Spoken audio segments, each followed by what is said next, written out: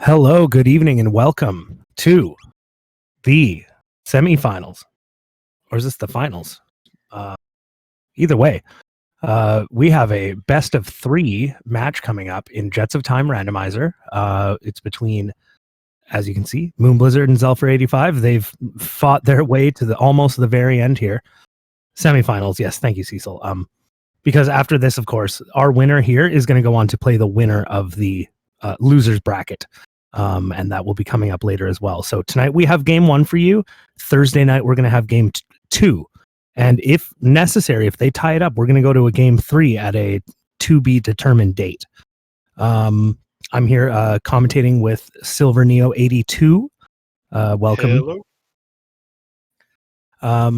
So I'm maybe while I get these racers ready to go, Neo can just fill everyone in a little bit on the basics of how this works and what you might expect. All right. We are joined here by 2 great racers of JOT, Jets of Time. Jets of Time is a randomizer for Chrono Trigger. Anyone who's played Chrono Trigger growing up, like me and Procky and everyone else who's been doing this. It's great fun, even just casually. But this will randomize where the key items are found.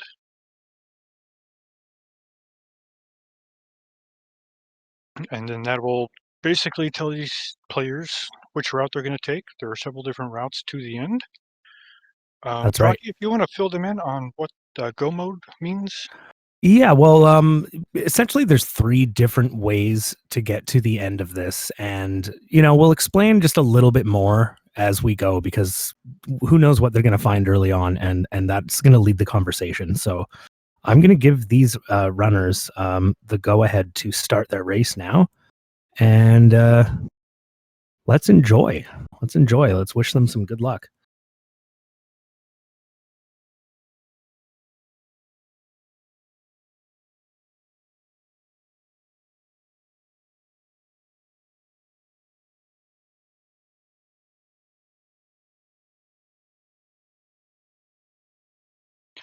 I also skipped a few other things that are randomized in the game, like the techs. Their techniques, when they get those, are also randomized. I just wanted to get that all. That's right. Yeah, I may not have been paying full attention to what you said, but yes, we have randomized techs, randomized vendors, randomized chests. What else is there? Randomized characters, randomized key items. So the only thing you're not going to see quite yet in this version, although we are working on it, is something like randomized bosses. But we don't have to talk about that right now because we're just not quite ready yet. So our racers are off to the races. Looks like Marley and Chrono. Yeah, now that is pretty decent, I think, because depending on what tech you learn, it's in a big way when you play this, it's not going to depend so much on the characters you find, but rather on the techs that they learn. So, if you get Marl learning Ice 2 and Haste early, and you get Chrono learning Confuse, Luminaire early, they're going to be really powerful for you. And we're going to hope that they find something like that. Right, and Chrono, as you know, only becomes really useful if you end up with a good weapon for him early on. Otherwise, he ends up getting replaced. That's right. Chrono starts with his wood sword, which is very low damage, and he's going to be basically useless until you find something better. We see Moon going for the desert early here. He's not going for the quest, but he is going to go and check out some chest drops. Moon is basically perfectly optimized this whole strategy, and he's going to hopefully find weapons, or at least something he can sell for gold to get more weapons. Another reason why this is important, because you only start with 20,000 gold. You have to manage that gold and buy just exactly what you need. But if you come into the desert early, you're going to stock up on all kinds of things you could sell, and then you're going to have extra gold. You could buy whatever you want, including the item at the snail stop, which is what Zelfer, I believe, is about to check. This is going to be our first key item check. It costs 9,900 gold to buy. He's not going to be interested because it is the jerky. Actually, he may be interested, but it's not really a progression-based key item. It can only be traded in for like, a god tier item. I've never actually seen Moon do that early desert like that before. That was awesome. Yeah, it takes a couple of minutes, I think. Like if you do it fast, it's just under 2 minutes. I've worked it into my runs lately because I think like kind of what you just saw there, it gives him so much wiggle room in terms of what, when he goes to lean square to shop, if he does, he's just going to have more gold to shop with. He's not going to need that 9,900 gold for snail stop. I doubt he's going to go and spend that, but you never know. We'll see. Because when you turn that jerky in, you can get something, as good as a prism helm or a prism dress or rainbow. Wonder shot, I've seen it all drop from the jerky quest. Now we're making our rounds to get the vanilla tabs. Yeah, lots of tabs laying around, especially in 600 and 1000. Personally, I only go for the speed tabs, but maybe that's why I'm not in the tournament anymore.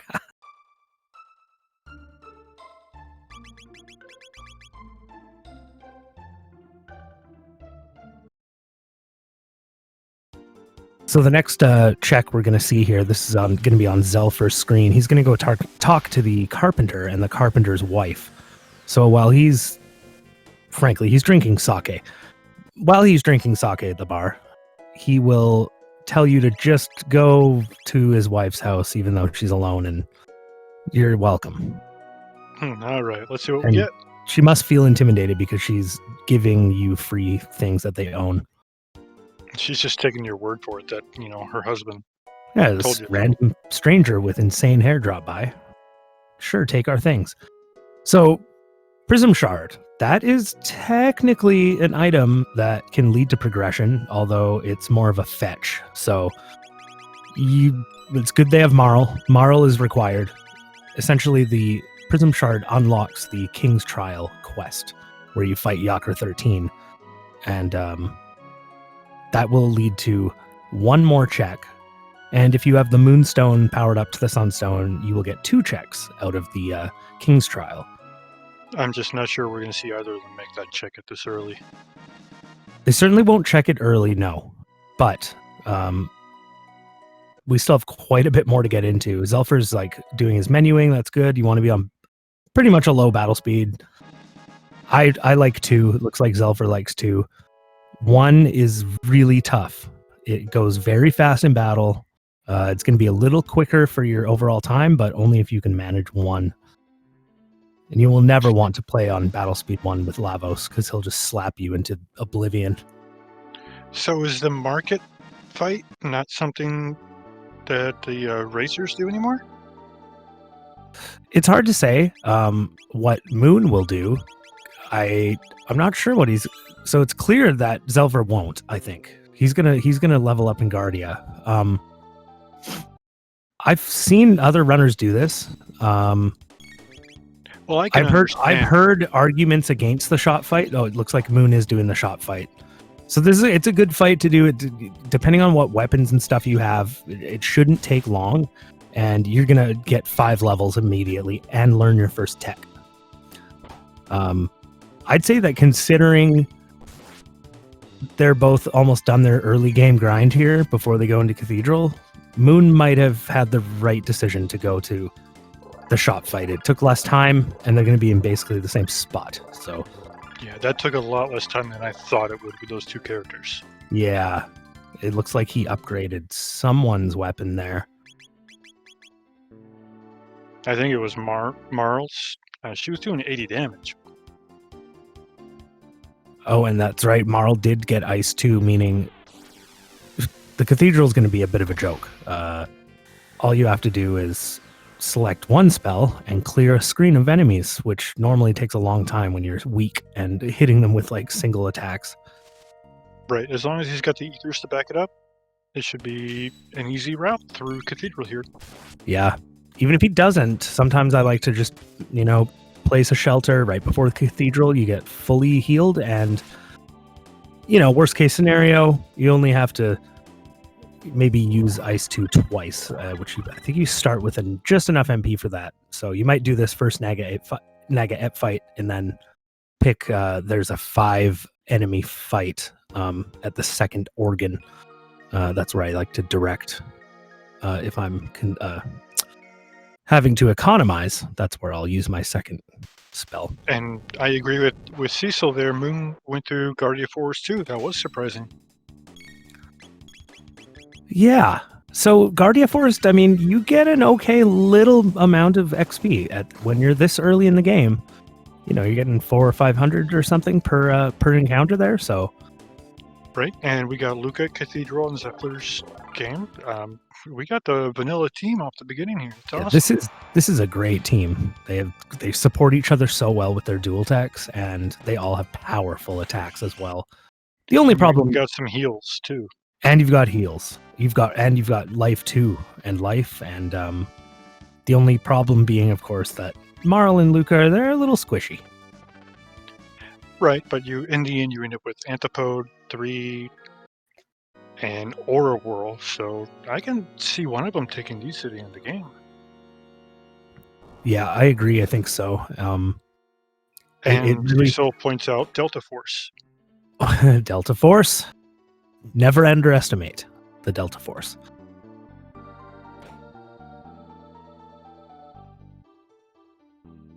So Zelfer's really just booking it through the Cathedral here. He's not interested in those side rooms that you can get 4 other chests and maybe a couple other battles. Now, maybe that's why they're doing Guardia Forest, because they're not going to do those side rooms. I'm not sure. And that's why I'm into speedrunners, because I can't help myself from going through and killing most of these fights just to see what they drop, going through those other rooms, get the chests. I tend to as well, unless I'm in a race, and then my brain's like, nope, you're not allowed to stop here. My curiosity gets the best of me. Because even though it slows you down in the beginning to like collect a lot of chests too, sometimes it can benefit you greatly. We'll see if Moon. We'll see what he does here. The idea about the tiers of what area you're in. Yes, well, there are tiers. However, it's still random. So I think there's always some teeny tiny chance you're going to find something great. I'm not sure if you're going to find a prism helm in here. However, there may be a very, very, very small chance. I'm sure Cecil will answer that question in chat soon. But what I was going to say is that it could take an extra minute or two to clear out those side rooms, but you might get something your opponent didn't, like a great sword. Cecil, I was just asking if every chest technically has some chance to drop anything, even if it's like 1 in a million. Or is it more strictly tiered? So chests in here will never drop a rainbow, period, even in the math.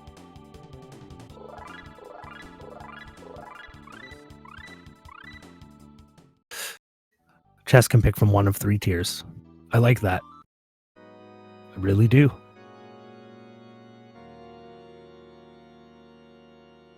Oh, chests can pick from 1 of 3. Yeah. But you can get an alloy blade. Zelfer's already at Yakra here. Moon is not far behind. No, he'll be there in just a second. I don't think either of them really have an upper hand on the other one. And now we're seeing a Delta Force. Wow, Delta Force just like that. Just like that, you see Delta Force. Amazing. Wow, just one shot. Amazingly validated seed.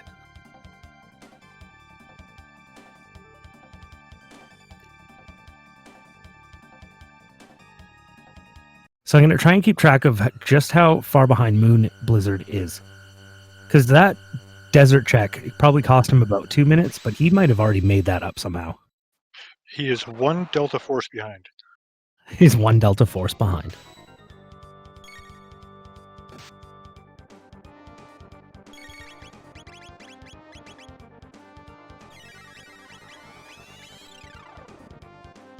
Looks like he went for an Antipode 2 instead.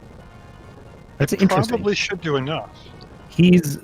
Oh, it may. It may. He's probably thinking...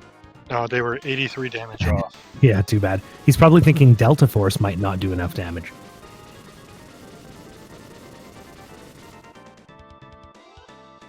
And we see Frog.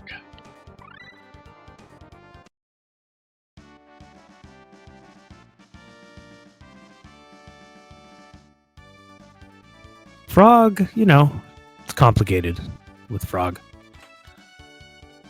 I never know quite what to think when I find him, but again, it depends a lot on what tech you find. And if he comes out really early and ends up with Water 2 to start out with, I'd love using him for at least a little while. And of course, his heal tech will keep you alive in the most dire situations where your whole team's going to die, basically, if you don't have it. So it can be clutch. He's great for safety.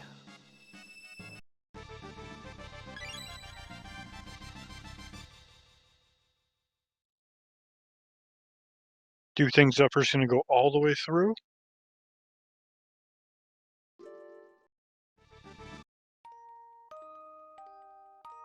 So I believe this is maybe where Moon might just pull ahead if Zelfer is going to go in here now. Oh no, he's going to grind.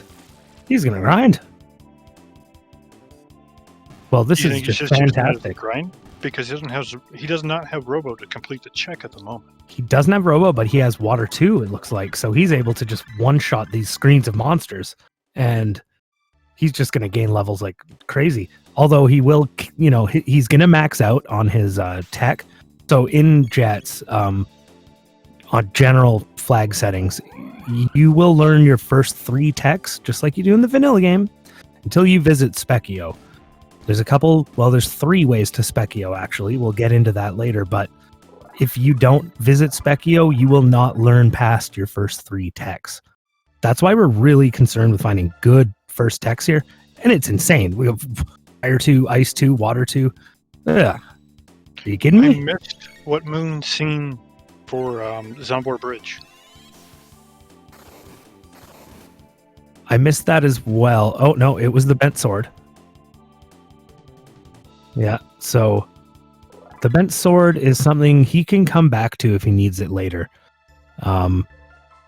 It's possible that he's going to actually need it, but we don't know yet.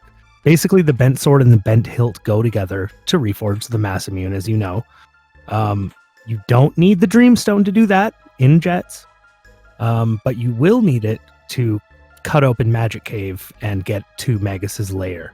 That's going to give you access to 12,000 BC. Of course, you also need Frog for that. They already have Frog, so that's check. So there are seeds where that's necessary, but you don't want a seed like that because they can take a little extra time. We have seen it happen, though. We've seen it happen too many times, maybe. But I've also seen races where people commit to that early, and then it turns out it's necessary, and they get like to be half an hour ahead. So sometimes taking the earliest go mode you find, and can really make you win a race. You're going to hear a lot of stuff in the community about I don't like Black Omen, it's too long. I don't like this, I don't like that, it's too long. If you really aren't making mistakes, I think either path can be just as fast as any other one, depending on what order you do it in. So, generally speaking, you want to leave things open to you. We'll see if Zelfer resets here too as well. Okay, so I have a question for the experienced runner, which would be you, Procky. How many tabs do you collect before you end up using them? It can depend. Zelfer is taking that bent sword, by the way. So, oh wow, yeah. He may be thinking that could be useful. He may also be thinking, I need experience and I want item drops, and this is a good place to get those things. Right, I've seen some good things drop from these Aussie fights. Back to your question though about the speed tabs. Sometimes it's obvious, like obvious. So Ayla and Magus and Chrono, they all, and even Frog, they all start with good speed, but the others don't. So if I have like a bunch of fast characters and like one slow character, and that character happens to be maybe Luca, or well, it could be Luca, Marl, or Robo, it could be either one of them, then it's obvious. I'll just make that decision early. That here you go, have some speed tabs. But if you end up with a team that's all slow, it gets really difficult to decide when and who's going to get them. And you know, I don't know if there's any good way to do it.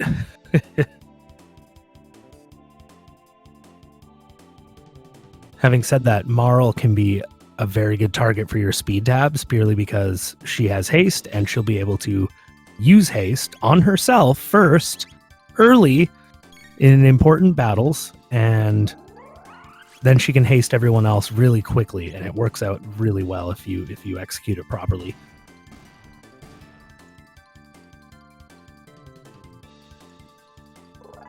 Ooh, we got some red vest drops. That'll be useful for Son of Sun.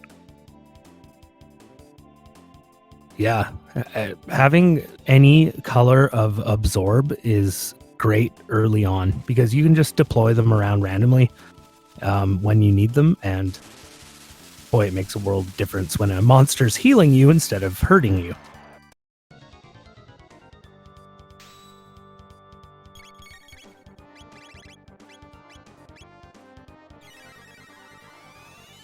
Yeah, for all intents and purposes, we are just trying to beat this as fast as possible.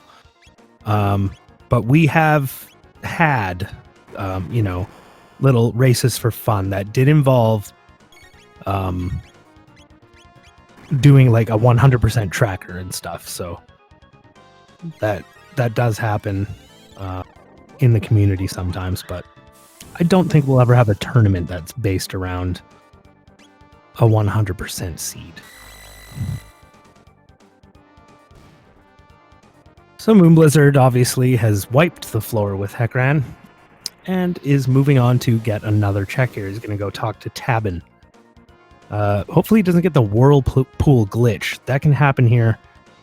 He doesn't, but it is possible to actually get stuck in that whirlpool, and many runners will just reset and fight Hekran again. You don't have to do that. You can just save on the overmap and then reset after that, and then you will pop right out of that whirlpool if you happen to get stuck. I actually happened to miss that check because I was talking. So Zelfer is picking up those tabs, so you get that when you turn in the Nega bromide that you find in the Cathedral. Oh wow, the pendant. That's gonna yeah, that's gonna give Moon very early access to the future, which includes 3 other checks. It also allows him to charge up that pendant. It will charge automatically as soon as you enter the future, so that you can start unlocking sealed chests and sealed doors immediately. So he's probably going to find a bunch of great gear.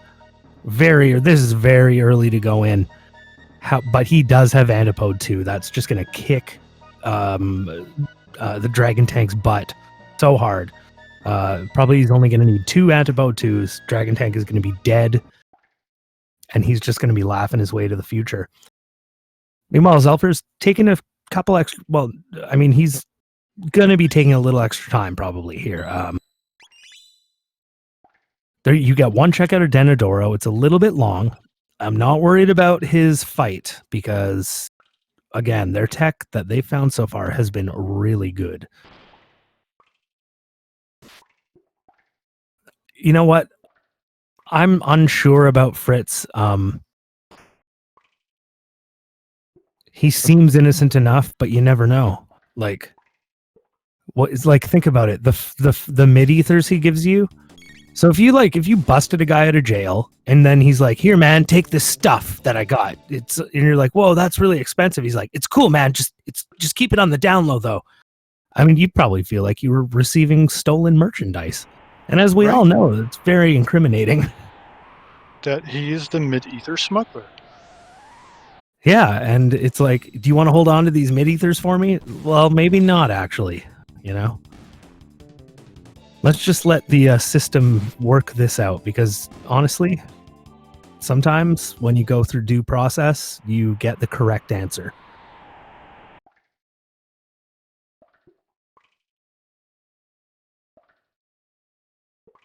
Now that was a skip that I've been unable to perfect, as Zelfer just did over there, coming through the waterfall.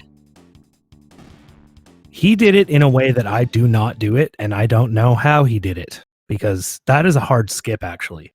Maybe everyone finds their little groove on it. I mean, I've watched you start at the top and kind of work your way down at an angle and go.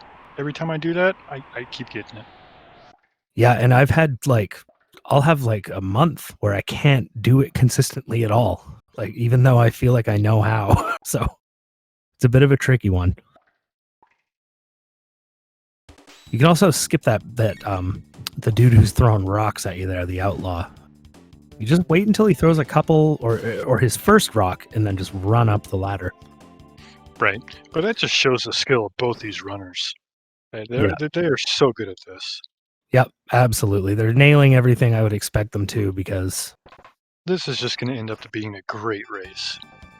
It really is. And I hope that Zelfer finds something he needs here. Like, I don't want him to find the tools, because that's going to be so devastating. I want him to find Robo Ribbon. Yeah, Robo. Okay, so we have, let's talk about the key items for a minute. So there are a couple in the pool that are almost useless. Tools is definitely the most useless. You can use that to access the Northern Ruins quest and do the Hero's Grave quest.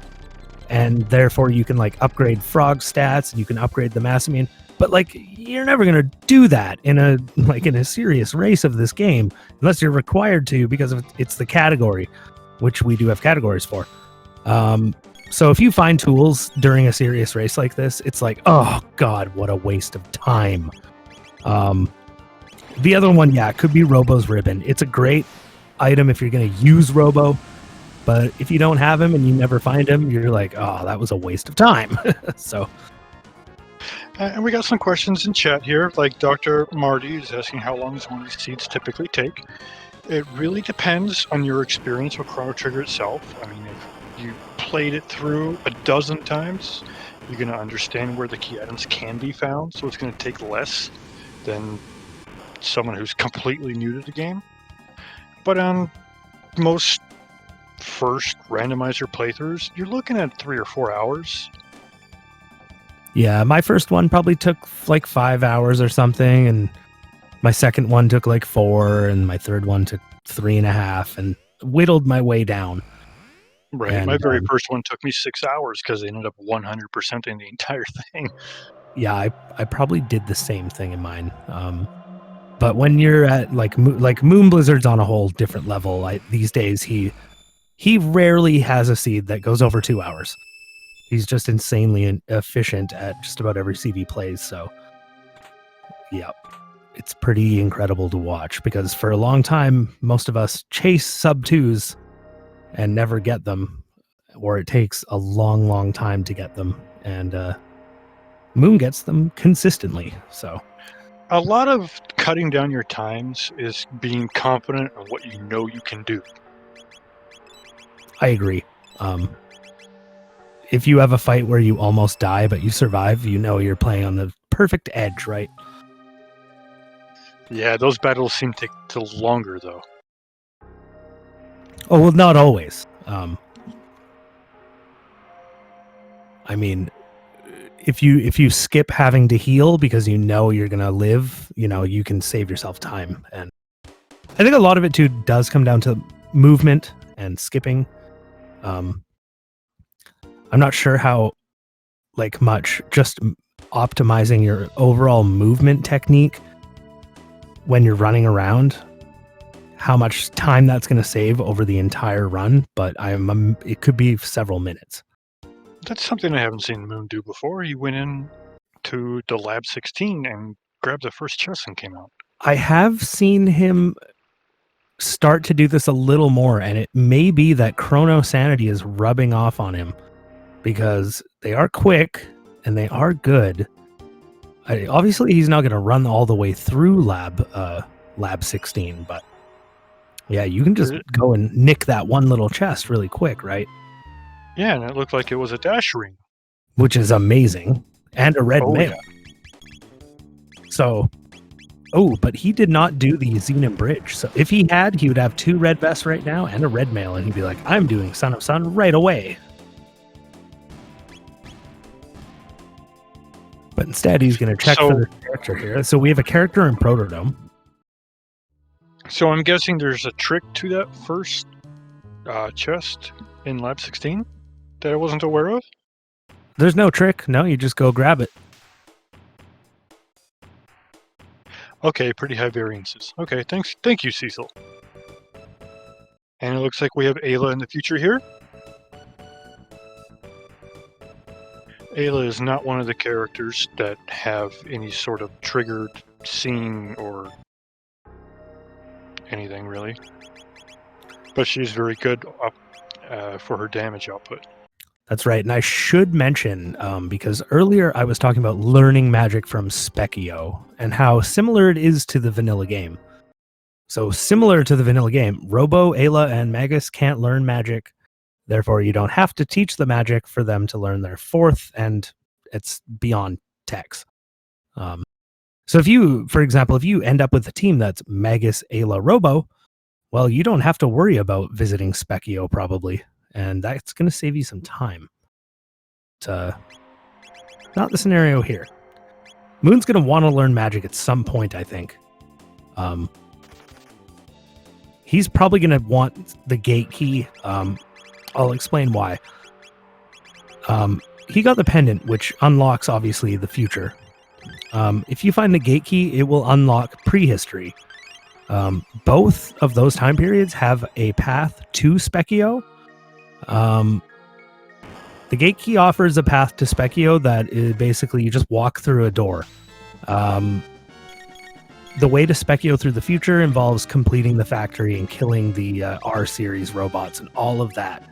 So it takes a while, but you do get magic at the end. I'm interested to see what Moon's going to do. I think he's trying to find the gate key. He's going to do some quick checks. It looks like Zelfer is trying to get some tech points for his 3 magic characters. Yeah, I'm not sure how his tech menu looks. Now, I think the first 3 techs cost, you have to get 5 tech points, then 15, then 50. So once you've collected 65 tech points, you have to go see Specchio, or else you're just wasting time. And moonblizzard is cheesing Son of Sun over here.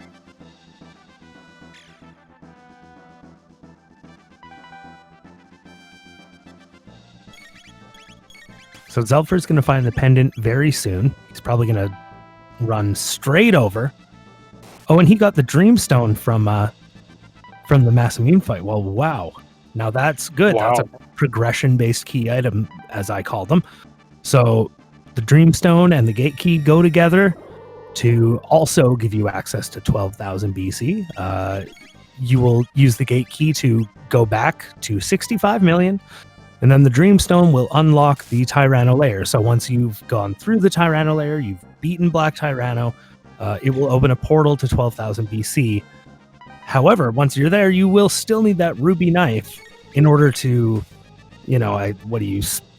whatever. It gets you access to the Ocean Palace. So you do need that ruby knife. So as long as you have access to 12,000 BC, that could be through Tyranno layer, or it could be through Magus's castle. And the ruby knife, then you can go fight Lavos as soon as possible. So, as long as one of our Moonblizzard got a slasher out of there. Ooh, slasher's really nice. Gives Chrono 2+2 speed. And there's the tools. Well, if you're gonna find the tools on any boss, I guess that's the one to do it on, because it's fast, at least it's fast. So there you see Zelfer got that whirlpool soft lock, knew what to do, saved on the overworld, reset. He's back in the game just like that. No need to refight Hekran. Oh, and he picking up got his pendant pendant. there. Yep. So he's gonna probably head straight to the future, I would imagine, since he already did Denadoro. There's no Looks like he's checks going to do left. some merchant checks. Yeah, it's good generally to, you know. Oh, and he's switching Marl out of the party so that Very smart. Very smart. Melchior doesn't ask her about her pendant. Yes, I should have thought of that at shelters. some point. Yeah, if you have Marl in the party when you talk to Melchior, he'll be like, "Can I have a look at her pendant?" And you have to say no, and then she shakes her head. It gives you a very small cutscene, and it's annoying. Right. I thought that was only triggered by if you had the pendant or not. No, I think it's no matter what if you have Marl, because Marl's supposed to have the pendant already in vanilla, so that wasn't changed. So, Moon's at the Guardian. He's going to He's antipode got the antipode whole 3. thing. Okay. I didn't actually see when he got flare. I've been looking at so many other things today. I'm not paying attention to everything. Apparently the important stuff. This is going to be a very short fight. I'm surprised it didn't end it right there.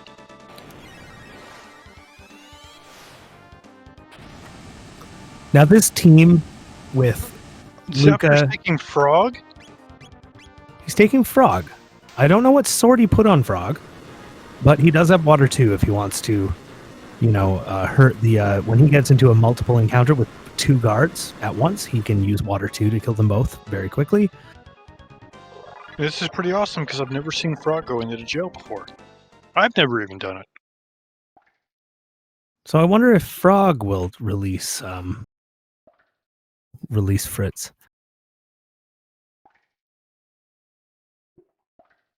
Now, I never really bother with the chests down here. I just run straight through, get the skips because the tier of the chests.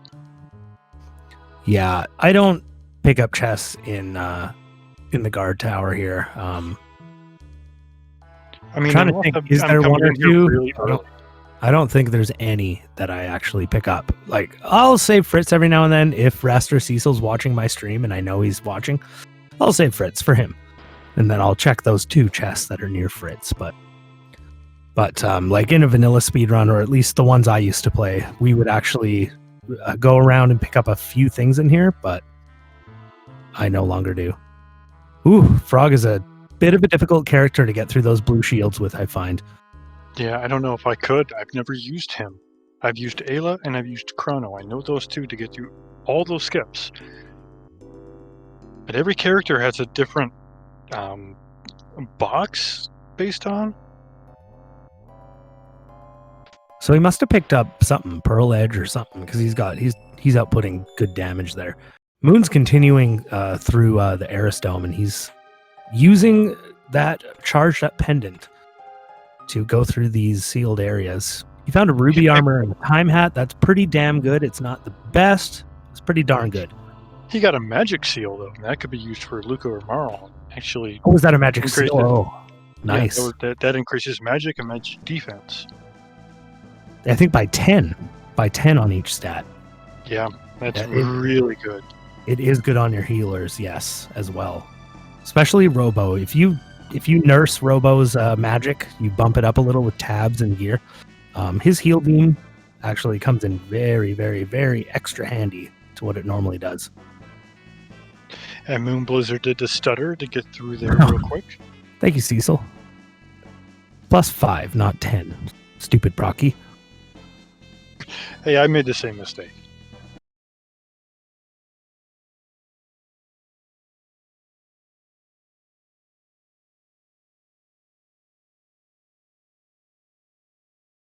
Here we're going to get a check. Go ahead. Yeah, the time hat can be awesome. But you got to keep in mind it will not speed up your initial ATB bar, only the second one and onwards. I think you may be thinking of Haste Helm. Okay, you're right. Because time hat protects you from stop and slow. You're right. My bad, stupid Silver. But that is true. With the Haste Helm, it's true. It doesn't actually speed your first turn up at all. So that, it's not the stupidest thing you've ever said. Probably not. It was like half solid fact. Right. So, all right, cool. Okay, so Moon he just found the trigger at Aristome. He's gonna head up Denadoro now. He's gonna end up finding Dreamstone. But here's the thing. The only thing I think they can check now. Oh, so they could do the King's Trial, but they also have Geno Dome. Yeah, I was just thinking that too. Because One of those two is actually going to contain the. See, neither of them right now know that they don't have progress in the next couple checks. So let's take a look at the items that they found. What do you think is the most likely go mode so far? Because we know what's at Snail Stop. I mean, it's got to be Black Omen go mode, because if they find the clone, I mean, well, so say if we're looking at Moon, he just did Aristome, he just got the Chrono trigger. If he finds the Chrono clone, that's actually going to give him go mode. We didn't talk much about that go mode yet, but once you get the pendant and you're in the future, and you find the clone and the trigger together, you can use those together in order to climb Death Peak. Just like in vanilla. So, or wait, yeah, you do use the Chrono trigger at the top of Death Peak, so that's accurate. So you climb Death Peak, and then, basically once you're done, the Black Omen rises, and you go through that and defeat Zeal 2. Under this current flag set, under the one we've all agreed on for the tournaments, you fight Zeal 2, that's the end of the game. That's a flag, that's optional. You can do it the other way too, where you fight Zeal 2, then Lavos to finish a seed off. But we've all agreed that it's either Zeal 2 or Lavos, one of the two. And I have to say, I used to hate doing Black Omen and Zeal 2. I thought it was worse and slower and more dangerous. After as many seeds as I have played now, I'm starting to think Black Omen is safer, quicker, and I sound crazy for saying that, but I really think it's the case. I agree. As long as I can stay out of Palace, I'm happy.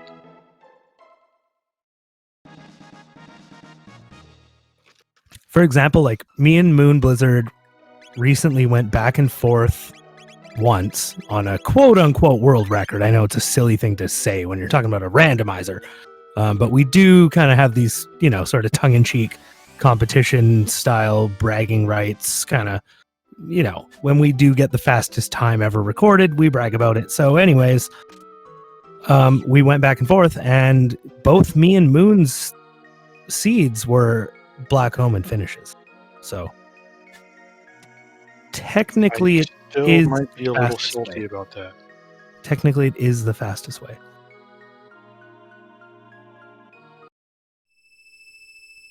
Yeah, you had an amazing run that time, and then Moonblizzard comes back and 2 minutes shorter.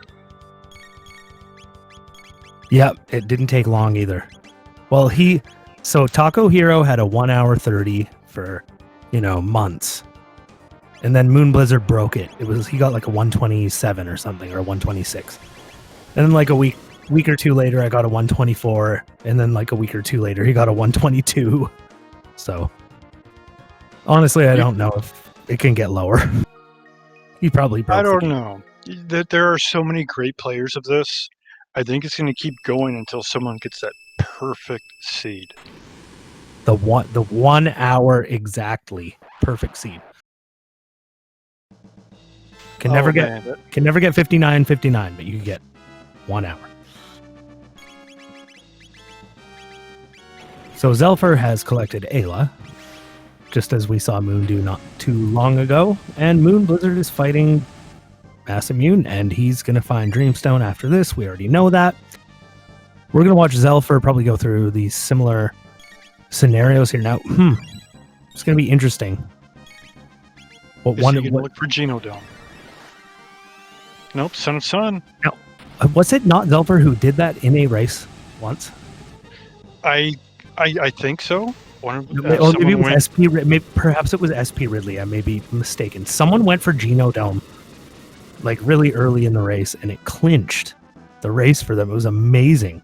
I was watching that one too. I think it was Zelfer. I really do. But that was extremely clench because it came down to that being mandatory. All right, it was on the beta, but it was regular it was regular flags. All right. I made sure that everyone validated it. It's valid. And I mean, at least in the end, we can have a beta world record and a current world record. Either way. That's right. And so I think that, well, once the new version comes out, which I don't think will take too long, maybe after the tournament, give it some time and then it'll drop. Once that's out, the current quote unquote world record for this will sit there for a long time while we all duke it out in Chrono Sanity, which, by the way, involves boss randomization and all kinds of other fun things that everyone's going to fully enjoy. Setting the bar high right off the bat. That's right. Cthulhu came at me, so I had to come at him. So Zelfer's going to fight Son of Sun here, be severely disappointed, probably move on to Aristome. No one's gone to Specchio yet. It was very interesting. I'm surprised no one went Geno Del Merle. They still want the gate key, I think. They want that gate key. There's a gold earring. Gold earrings are amazing. They really are one of the best safety items you can give your character. Once you're about level 30, which is about what you should be fighting the final bosses on, ideally higher, wearing a gold earring is going to be like 700, 800, 900 damage, HP, depending on what character, and that will make you survive just about any attack. So last I knew, the average level to fight Lavos was 31 or better. Has that changed? Yeah, I would still say, you want to aim for 31 to 33. You could do it lower, you could do it higher, but 31 to 33 is average. I'm starting to think doing it at a lower level is going to end up being the clincher when it comes to the world record. Absolutely, and that, of course, it's going to depend on your tech and your gear, because before we had tech randomization, and Zelfer finds the tools. I'm sure he's stoked. Absolutely. Before we had tech randomization, we had to grind out our final techs on a lot of our characters, especially Luca, because you're going to learn Flare, and you need that for a lot of purposes. And so seeds would take longer because you had to grind those out. And now you may be able to skip your grind altogether, but you might need gear to compensate for the fact that you're a lower level. So as long as you get everything, in order. So we're going to see, yeah. Before he fights Yakra 13, he's going to actually see what the item is here.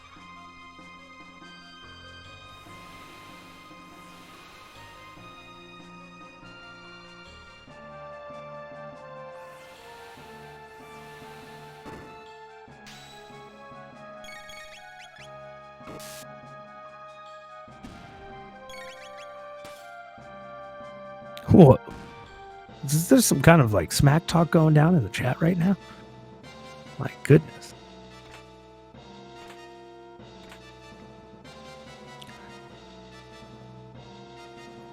There's something going on with the audio there, fellas and ladies and gentlemen. I'm wondering if it's localized to just that person. Seems to sound. I asked if anyone else was having any audio issues, and apparently no one. Cecil says everything's good. Yeah, it sounds good to me. All right.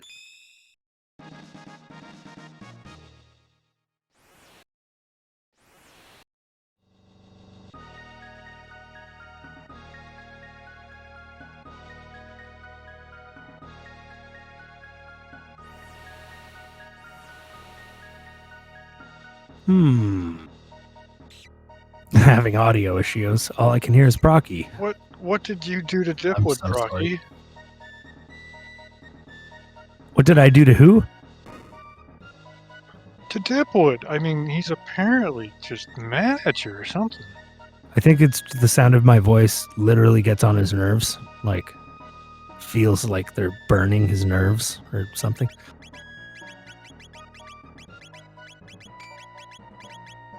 Oh, so that was the ruby knife. Okay, great. Okay, so Moon just needs that gate key or a clone. And he's going to have Prism Helm mode. is going to come in handy. Prism Helm's great. It protects your status. It has high defense.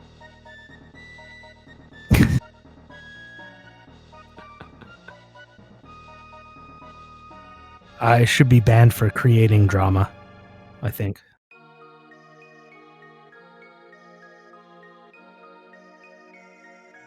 Now I'm not sure what would you do next, do you think, Neo? Depending on my tech, if I had strong enough tech, I would go to Geno Dome. Just because I know that there's endgame tier there. Because if I can make it through that gauntlet, I can make it through the rest of Geno Dome, no problem. It's just that gauntlet that bothers me. Now, can they actually do anything else? Or is this just like a Geno Dome required seed? I don't think they have any other checks. So they don't have Robo. They can't do the desert. Well, they do have Yakra 13. They have Yakra 13, but that was the ruby knife. You're right. Yeah, moonblizzard's doing that now. Moonblizzard's doing it now. So I think once Moon is done with this, he's actually done... Well, he's done everything except Xenon Bridge, technically, but he did do Denadoro, he did Hekran, Son of Sun. And Xenon Bridge isn't really going to bring him anything. Yeah, Xenon Bridge just gives him a piece of the sword. That's not much, unless Geno Dome has the bent hilt or something. But and seeing as though Snail Stop only has the jerky, there's still no progression there. So I think they have to do Geno Dome. They both have to do Geno Dome, no matter what. That doesn't always happen, folks. And it's funny because going all out. Because it's one of those places that you tend to avoid because it does take a little longer than other places, even though it does have juicy rewards inside. I don't know. That start in Geno Dome is brutal. It is, but geez, they have well, they're slow though, so they don't have good speed on their characters. They have the dash ring and some speed tabs, but I think Fire 2 would be good enough to take out any fight in that opening conveyor belt on Geno. Flare's going to take out everything else. Yeah, it's time for Geno Dome. It is time. Oh, man. Dipwood points out a fetch quest. Now, if that happens, I'm going to... And it would be broken hilt, not broken sword at the end. I'm going to need some energy drinks or something if that's the case. I completely agree.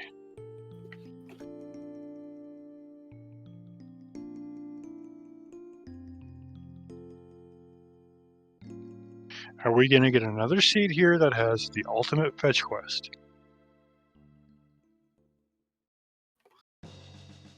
I hope not, because then I might get banned from rolling seeds.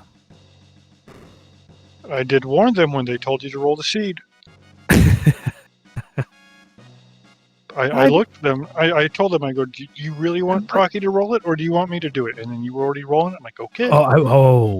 No, I think between the two of us, I'm probably better. Right, I don't have very good. Yeah. I mean, well, I'm comparing your Secret of Mana rolls. A couple of them. Most of them were fine, but there was a couple. Completely different game. Exactly. So maybe I have no place to compare. Secret of Mana rolls are more fun the harder they are, though. Yeah, unless you're playing co-op and you can't find the girl or kid anywhere for the first 2 hours. But end up finding both of them in the Pure Lands, Oh.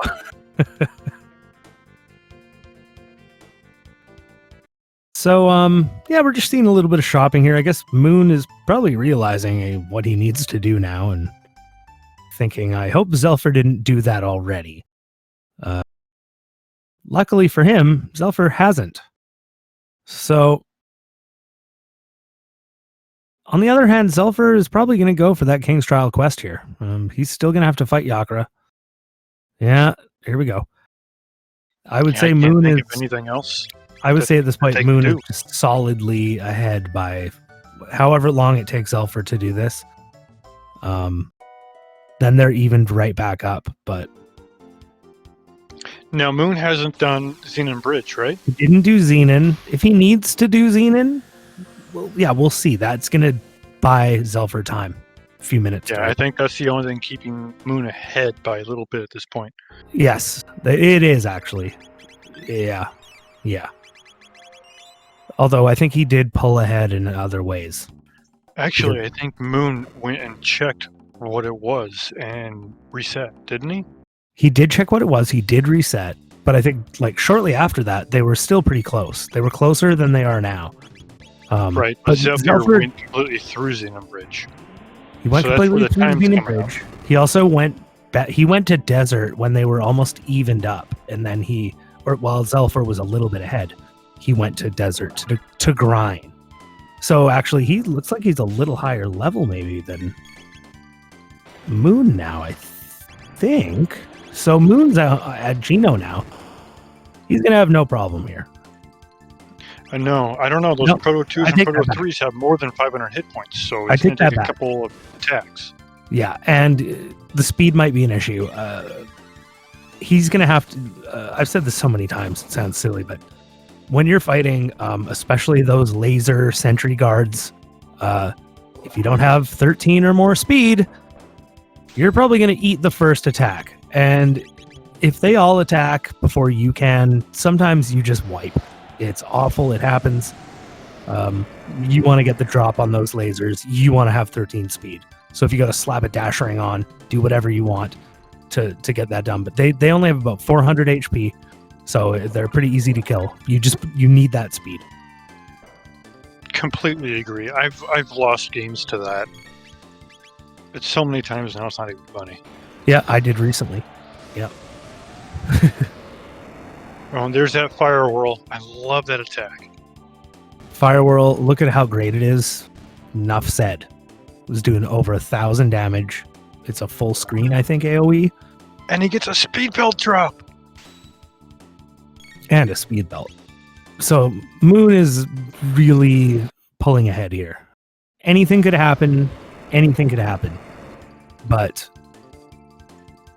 there's no way Zelfer's like gonna walk away from this. He's gonna get a ruby knife. That's exciting. He's gonna hold on to that. This is gonna be really interesting. That's right, Luca with the Taban suit plus a speed belt plus whatever speed tabs you've given Marl at the point in time. You're good to go.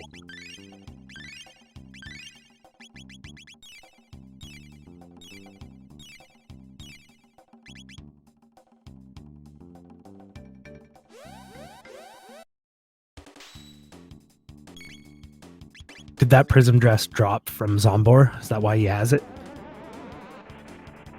Because that could make a big difference maybe against Lavos, if that's the path they take. Well, Moonblizzard has the Prism Helm, so he's kind of leveled out there. Prism Helm might be even more useful against Lavos because of those status afflictions. I agree. So. Zelfer's yeah, and a Doomsicle as well. Well, he doesn't have Magus though, but I love Doomsicle. I love to solo with Magus with Doomsicle.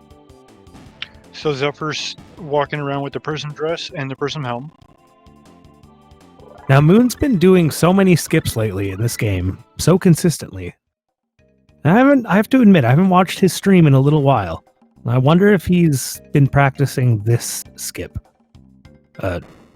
In Geno Dome, where you can actually run up that conveyor belt without actually reversing it first, which makes you skip a huge part of this dungeon.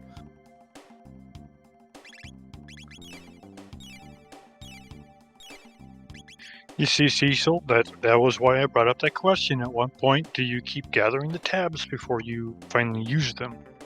Before they become, you know...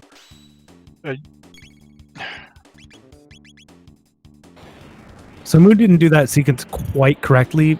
Typically, you want to come up here, you want to kill those laser guards first, And then you, without touching the switches, you go straight back down. You get your charge from the box there, and then you can flip those 2 switches while you're charged up. That'll give you... Can you have enough time with the fight? No, you can't. Okay. I'm pretty sure you can't possibly have enough time by fighting. You have to do the fight first, then get the charge. Now, haven't I seen you in stream get this charge and still make it all the way up the conveyor belt without having to reverse it and still make it? That's basically the idea behind the conveyor belt skip. You see it in vanilla speedruns. It's clear that Moon's not going to try it. Other than that, he was basically doing all the correct setup for it. If you do that, you're going to skip everything you're about to watch him do now as soon as he walks through this door to the north. You don't have to do any of this if you do that conveyor belt skip.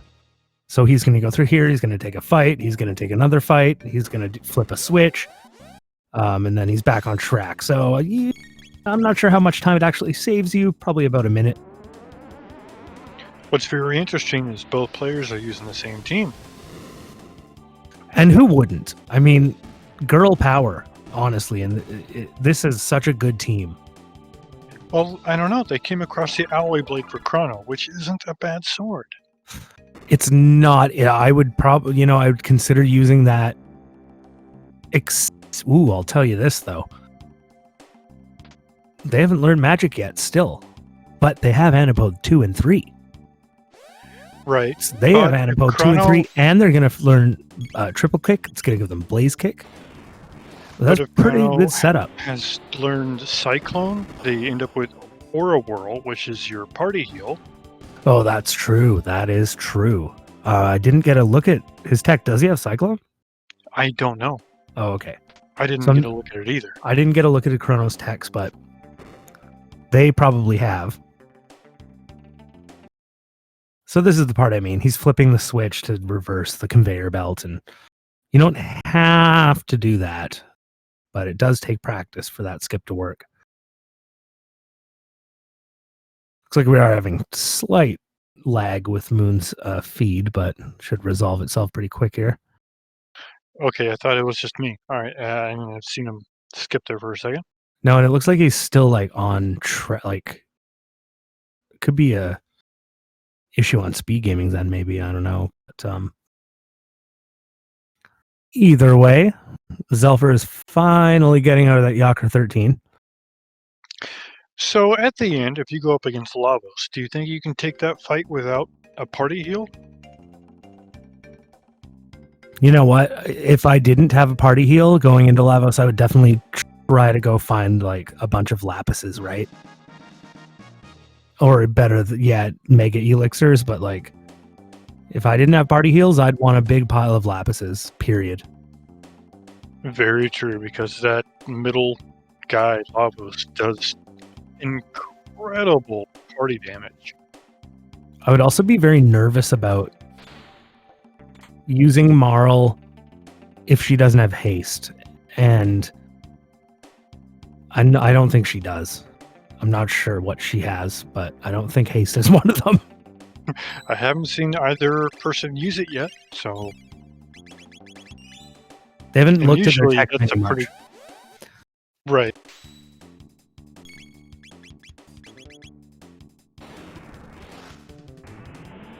Looks like Moonblizzard has the speed on Luca to get the first attack. Yes, he does.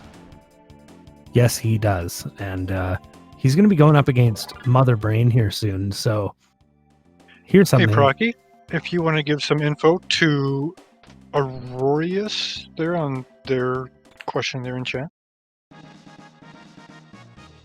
Never seen the rando. What's the win con? I don't know what that means, but just have a party who can beat the final boss, advance the story, find MacGuffins. Not sure what that means either. So, win condition. Okay, thank you. Yeah, and I love it when people finally find out that there's a randomizer for Chrono Trigger, and they're like, "Oh wow!" I know, right? That's how I felt too. We've been talking about this. So There's 3 different paths to go mode. It depends basically purely on key items. You can use any team you want. It's all randomized team-wise. You're going to want to find either the Gate Key, Dreamstone, and Ruby Knife together. That's going to give you access to Lavos. You can find the Pendant, Clone, and Trigger together. That's going to give you access to Zeal 2. Or you could find the Mass Immune, Frog, and Ruby Knife. That's also going to give you access to Lavos, but through a different path. So you work your way through. You fight all the bosses that you have access to. You start in 600 with access to 1000. You have access to those 2 time periods. That gives you access to a number of checks and a number of character checks. That's where you get started. And every single seed is actually 100% completable. So no matter what, you will never ever get stuck unless you're me and you forgot to check the carpenter's wife, which happened recently. Now, as far as other randomizers for Chrono Trigger, there are a couple. Some of them are outdated. There was Wings of Times, which I think was one of the first randomizers for Chrono Trigger. Correct me if I'm wrong, Brocky.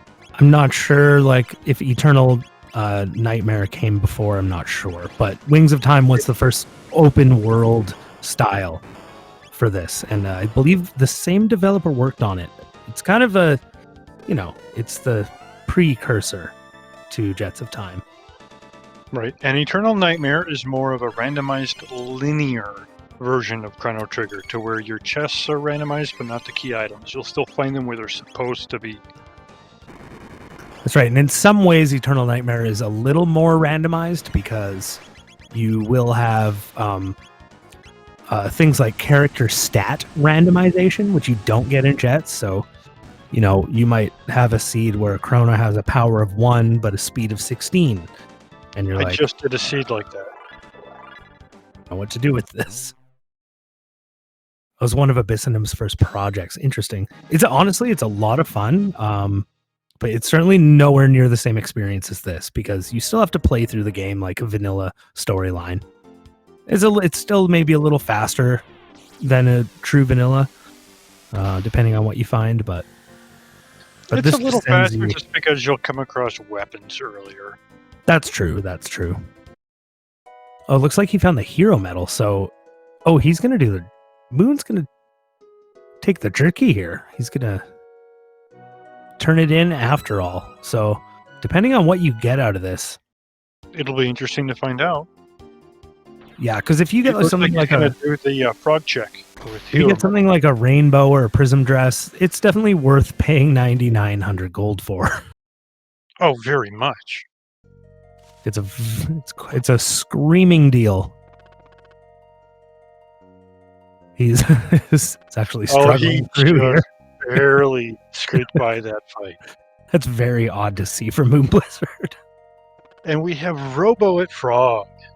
Robo's here, but so you will need the Mass Immune forged, and then you can. Oh, and there's the gate. We find the gate key.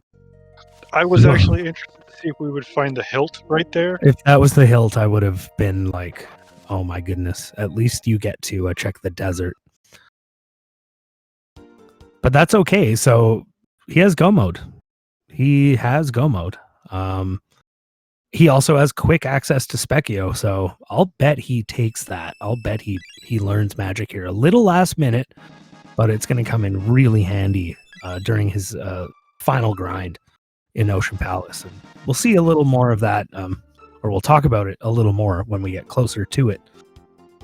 It's also great that we have Ayla for that. Are we going to see a sub 130 out of Moon here? If he really pushes it here, we could. It could depend on a few things. It really could. I think these sealed chests will tell us. Oh, a prism dress. And a time hat. That's a brilliant find. Time hat is great because it does prevent stop. Ooh, and a Shiva edge. It's not bad. It is not quite good enough to maybe skipped it though. No, I think you still get it. There are some pickups where or some triggers where if you leave the screen too early, you won't actually complete it. But didn't you have to tell him yes or no? Now, how did he get away from telling him yes or no? I think he skipped it. He did a little skip there. I've never seen that before. That's pretty cool. I have never seen that actually be a check instead of a grab. A second time hat may not be much of an upgrade. I mean, I know he does have, well, one prism helmet at least. He may have something else that I'm not aware of. Doesn't look like he's going to go to Specchio right away. Or at all. So he is unconcerned with learning magic, period. You know, I probably would at this point. I would probably want to find something like haste. Oh, and Zelfer's missing this. That's unfortunate. There, he gets it.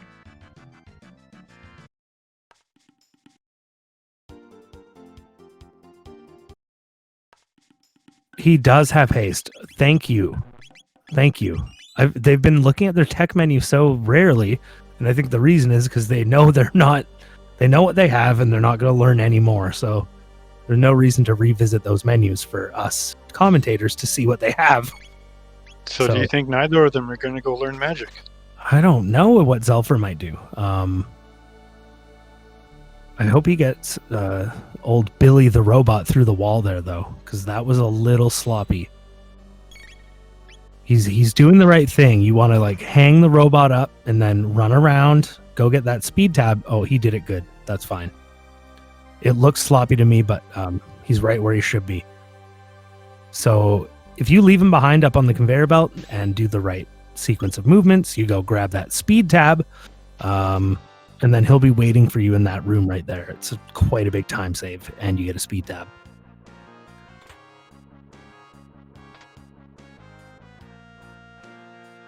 Yeah, so if Marl has haste and ice 2, then I would say, and life 2?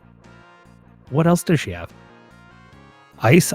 Oh, maybe she has ice 2, and haste. Okay. Yeah, if I had a Marl with those kinds of skills, I would also be considering not learning magic and keeping Marl. I've had seeds that start with haste, life 2, and ice 2, and I'm like, okay, no need to do anything here. This is perfect.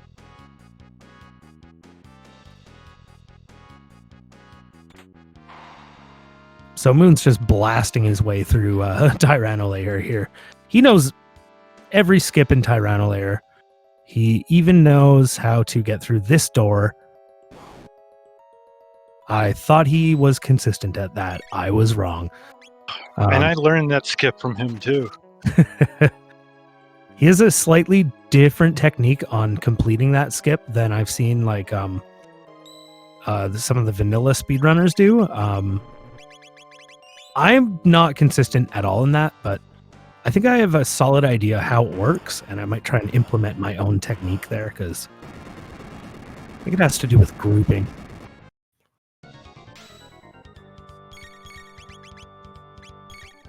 Some of the skips in this game they're there, but they are so inconsistent that it is possibly random. I don't know. And it's crazy to say that because they all have something to do with you walking in a certain line.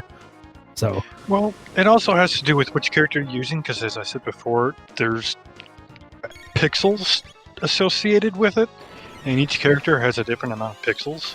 Like Robo has way more pixels than the rest of them. But I wonder if his hitbox is actually bigger. I'm not actually sure about that. Well, I've seen Moon go through Tyranno Lair, and you know the 2 switches that are in there? Yeah, sure, yeah. I've seen Robo hit both of them at the same time. Both switches. Oh, wow.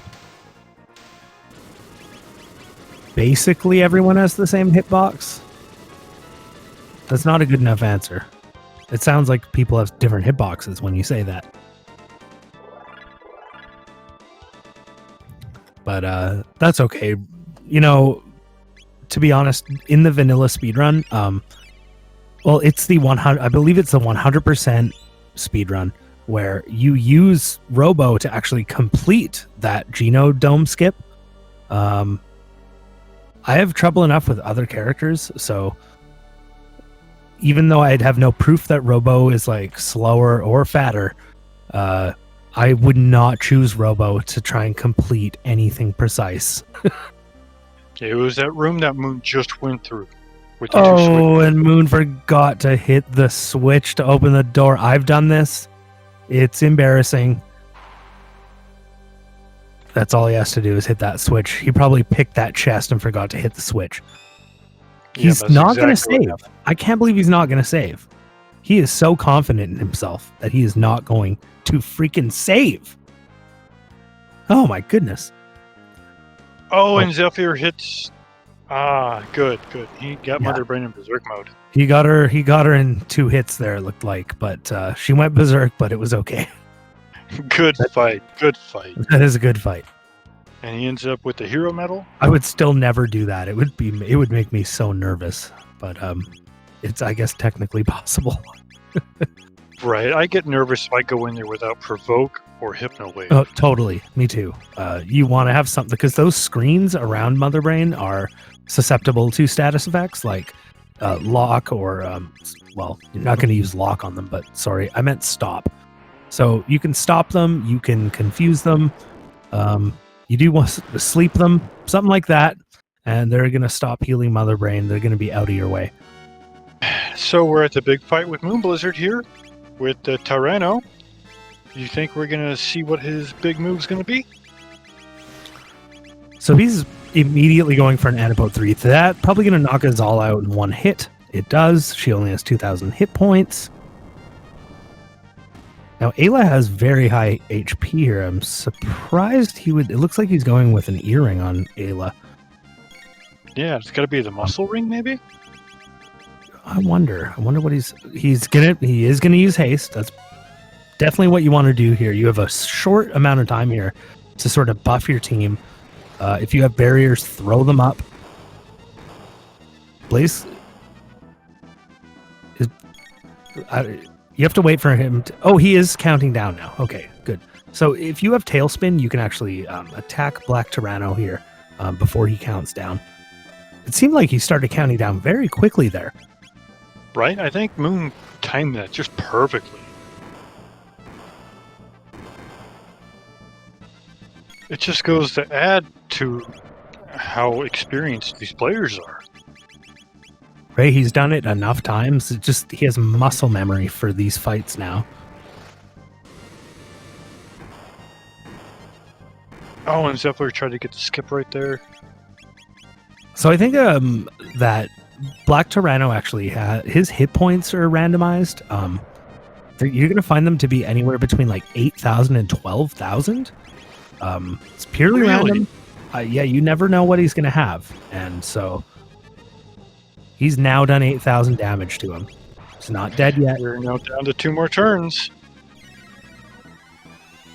He's also running out of MP for Luca, so he has no more Blaze Kicks left.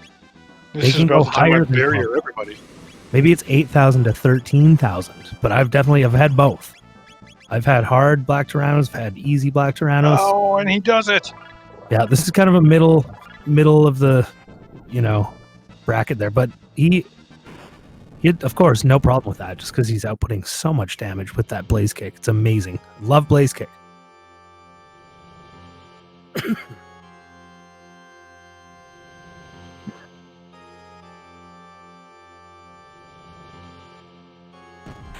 So Zelfer is just starting Black Tyranno, or the Tyranno layer now. You see, so that's not funny, because I have seen races come down to 3 wipes at Lavos too.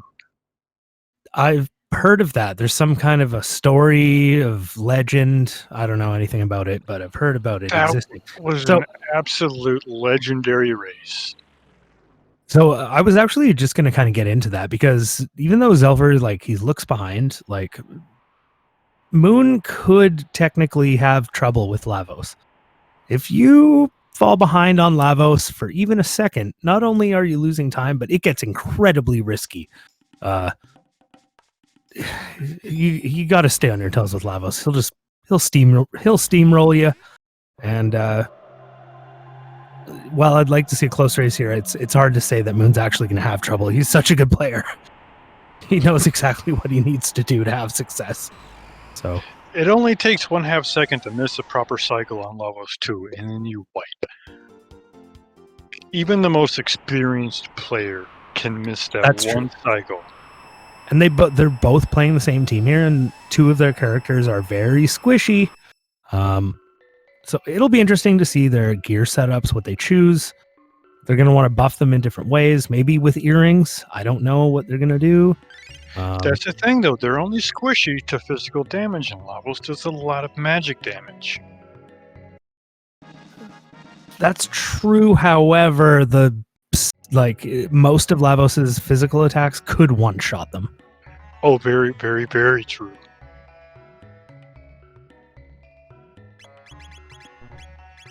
Well, Nova armor, that would be nice if they had a boy on their team, but they do not.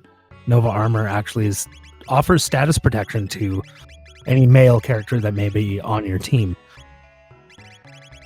Even though it's a little less defense than moon armor, it doesn't come with the magic defense of moon armor. I tend to go for Nova armor. But it has the status protection. It has the status. So you can, if you have status on your armor or on your helm, you're free to use any accessory you want and still have status protection. That's pretty key. You don't want to be necessarily stuck with having to use an amulet, because And Zelfer misses the same skip Moon did. yeah, it's a tough one, you know. It's possible to skip this fight, but again, I don't know how to do it. The way I seen it, I thought Zelfer set it up perfectly, because it's the exact same way I do it. I think if you take a long setup on this, well, it's still going to be faster, but it's crazy what I see those vanilla speedrunners do, you know. I think it may have to do with grouping at the line instead of moving down. Group at the line, push up, I don't know. Something to do with that. Anyway, I'm theorizing out loud here during a race. Right. So. Moonblizzard has done all his shopping. He feels confident, and he's heading straight into Ocean Palace. Going to do a save here, and possibly if he has tabs left, I might spend them here. He's going to... Oh, he is. He's going to use full red absorb on his team here so that when he attacks the golem, he'll make sure his final attack is a fire-based attack. Therefore, golem will not be able to kill him ever. Right, and you guys are amazing, because you know exactly at what point in time you have to use the proper element to do that. Me, I'll go in, I'll use Luca every single round and bypass everyone else, just because I don't know. Actually, if I had full red absorb and Luca in my party here, I might haste Luca and just repeatedly flare him or repeatedly blaze kick him. You don't have to That's cycle exactly him. how I do it. And maybe that is how Moon's going to play. We'll see. We'll see. I don't know. He used an Ice 2 off of Marl. See if he uses Ice... Oh, he's ramping it up, though. There's an Antipode. Oh, there's an Antipode. That's shadow damage. Exactly. It does do shadow damage. It doesn't matter. He's dead. All right, maybe he was counting and we weren't, so... Golem is dead. That was very quick.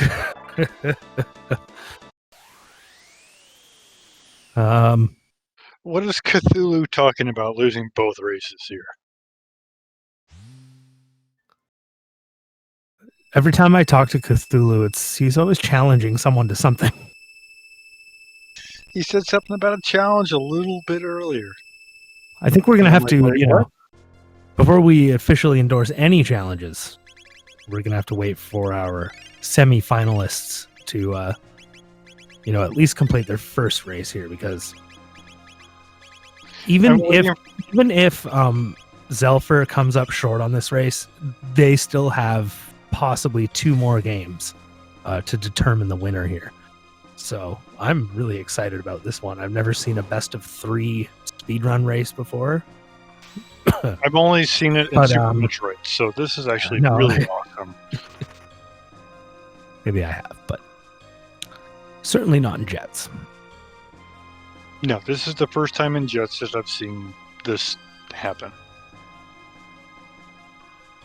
I have to say that I have this whole bracket setup for this tournament has been perfect. Just 1v1s and a losers and a winners bracket, and then followed by a best of 3 semifinals. I mean, it really doesn't get better than that for a format, I think. And I can't say if Moon has used his tabs yet. I think he's been hoarding them because I think he's been using accessory speed items. That's interesting because it's getting pretty late in the seed now, and he could have really used those speed tabs a couple times. However, he did actually kill everything really quickly anyways, so...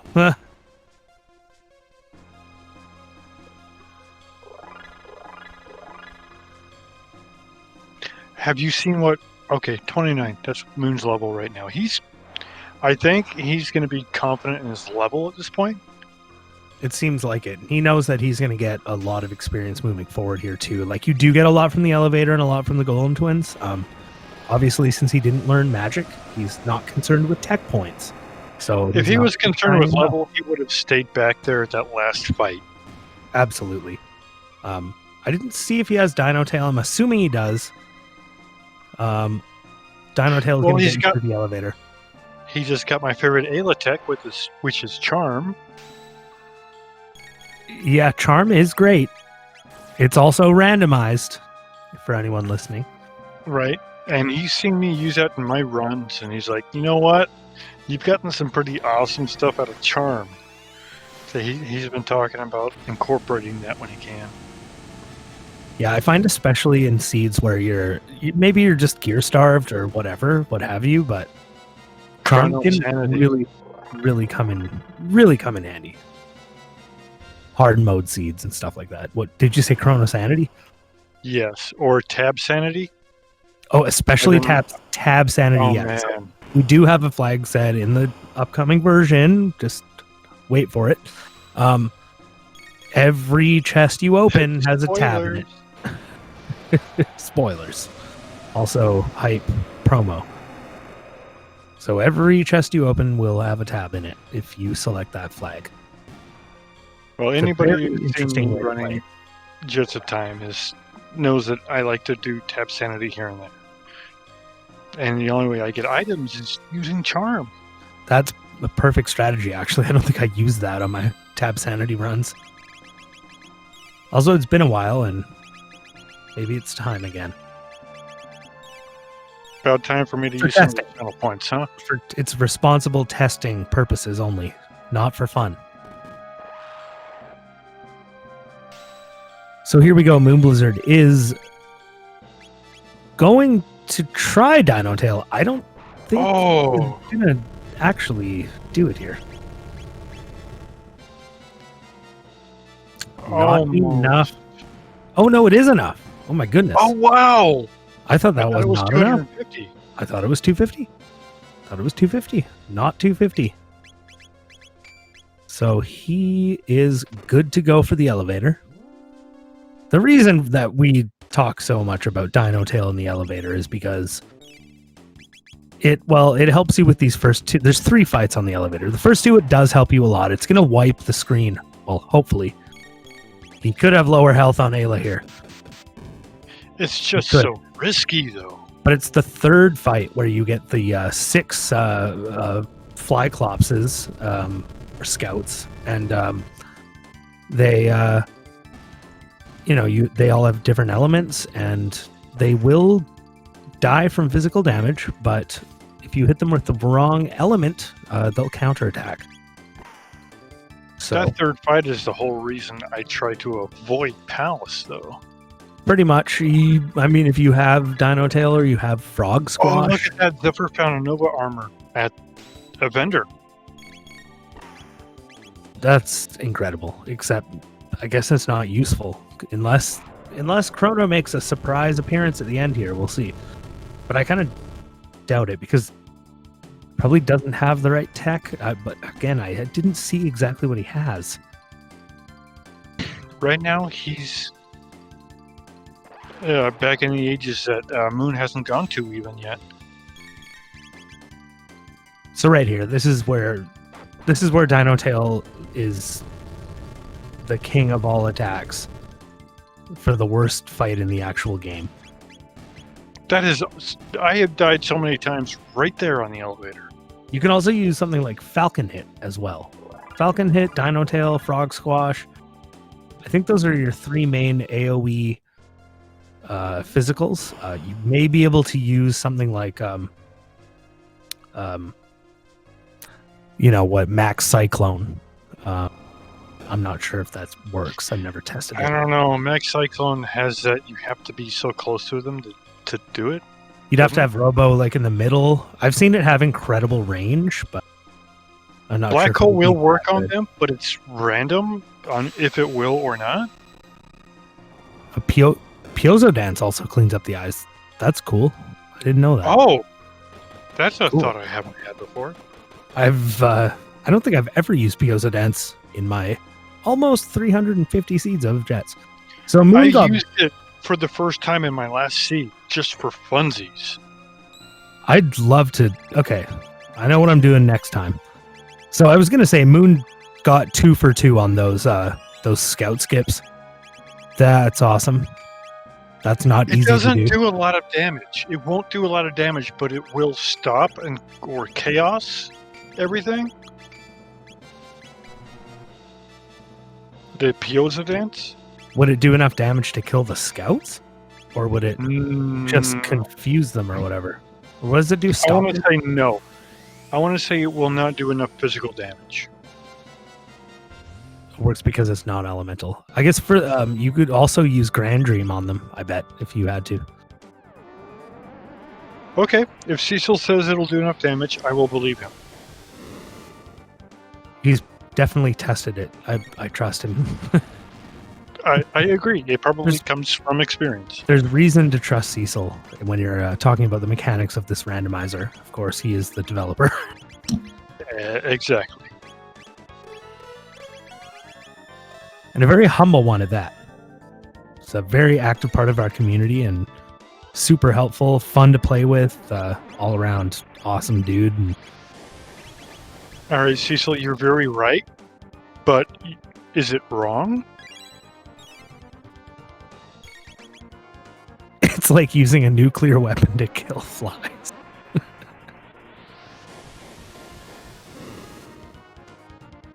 So I was unsure about how powerful Grand Dream would actually turn out to be when I last tested it, and I have to say, I was blown away. It's awesome. It's awesome. The one that I have yet to test is Omega Flare. Oh, Omega Flare is great. Yeah. Well, how good is it? I haven't been able to test it yet. I mean, if you have maybe a Prism Specs or two, or high level, or a good Magic Tab supply, you're gonna be able to do like 5,000 damage to things. So like you could like 2-shot a lot of the final things, like final Lavos forms and stuff, and So is that to say that probably Final Kick would be the strongest? Because I've watched Final that do Kick is 6,000 to 6,500 damage. wow, yeah, Final Kick is great. Geez, what does the best damage? It's gotta be like, yeah, it could be Final Kick, it could be Frog Flare. Does Frog Flare depend on hit points as well? Frog Flare depends on hit points. However, if you use Frog Flare, even with Frog at max hit points, Flare itself, it'll always still be a bonus damage to normal flaring. Flare is already really powerful, so even if Frog's at max HP, using Frog Flare will still do extra damage than Flare already does. But if Frog has like 1 hit point and a gold earring, and you use a Frog Flare, it does, I don't know. Who knows? It's to the moon. Right, but you're only going to be able to pull it off a number of times before Frog goes down. So I Final agree. Kick will probably will win out in the end. I think you're right. Unless you, like, maybe if you just save a Frog Flare for the, well, Now, Final Kick it's great. The only thing, it is a triple tech. So you need your whole team to do it, and you won't be able to do any support while you're using it. Frog Flare is only a dual tech, which makes it probably is the most powerful dual tech. So we'll put it that way. It's the most powerful dual tech. Because otherwise, they all stack up pretty evenly as triple techs, like Omega Flare, Dark Eternal, Grand Dream, Omega Flare, etc., etc. Yes, I do say Moon does have the advantage here at this point in time, yes. He has the advantage. He's got a strong head on his shoulders, too, so I'm sure he's I am here not for going to Moon's struggle. tab horde percent run. Yeah. Tab horde percent. Is he still hoarding those tabs? That's the quote for the run right here. Oh my goodness. You just gave me the laugh for the day, Kelmer. See, Zelfer's got a ooh, yeah.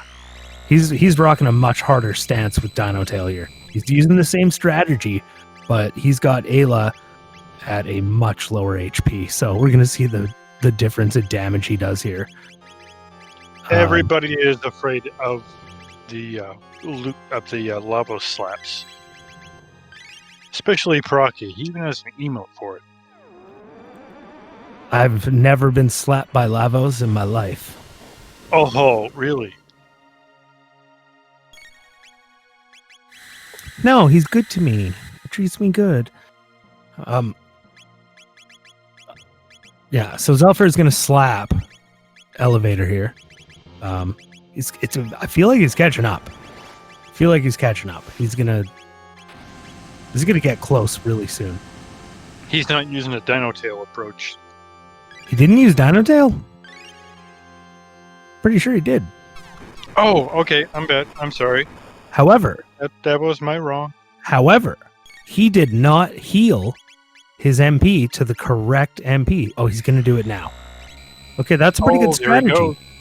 That's a pretty good strategy. He is out of magic, but he knows that he has time to heal her MP here before he kills this Jin.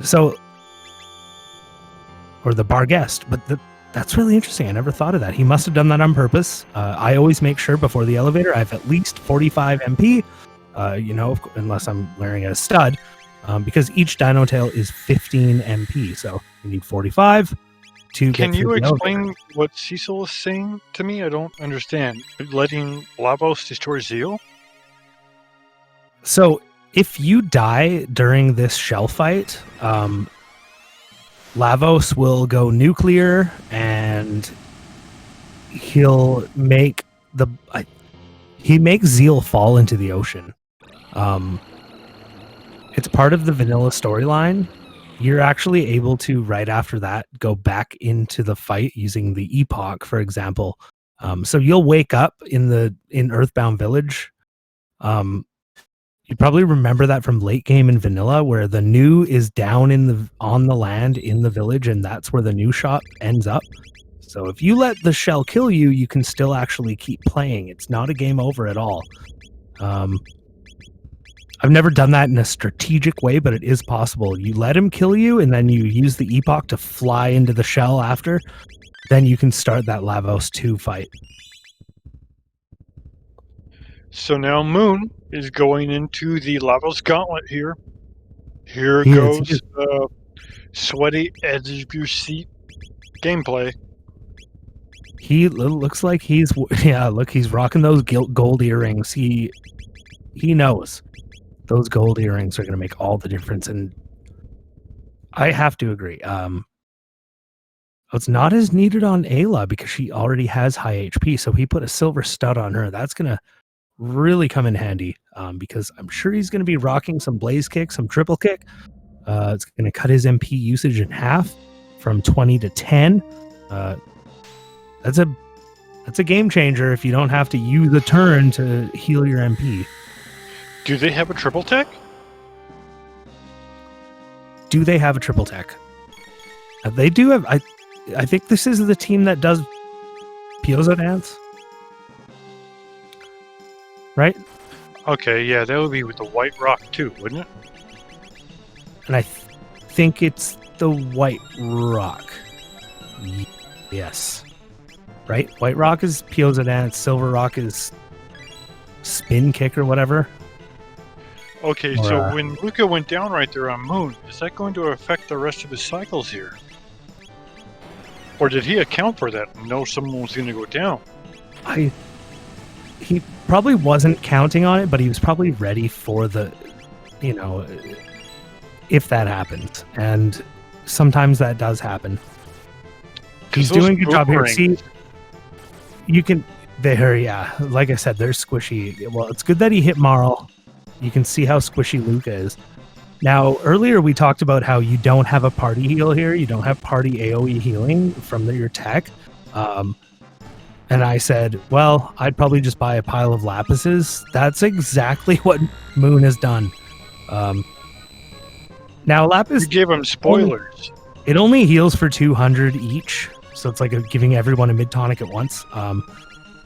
It's not like a life-saving item. He might be out of them now, it looks like, but I don't know. That 200 hit point can be clutch, though. It really can.